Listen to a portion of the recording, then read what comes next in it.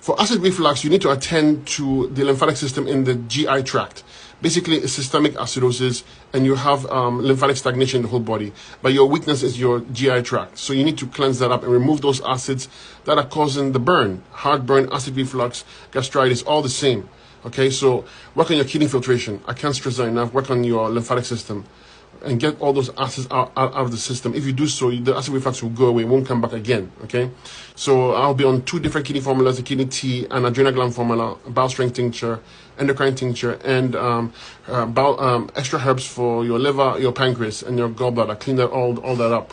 For immediate relief, use marshmallow root infusion. You take a tablespoon of it, you put it into cold water, about 32 ounces to 64 ounces, and drink it all day. Next day, it's anti-inflammatory. It will help you with the burn as well. You can also take a quarter teaspoon of baking soda in water and also drink it.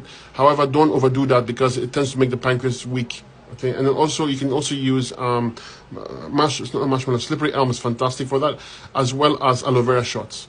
That's how you take care of it. Okay, but it is acid reflux is the kidney filtration and lymphatic problem. You fix those 2, the acid reflux will go away.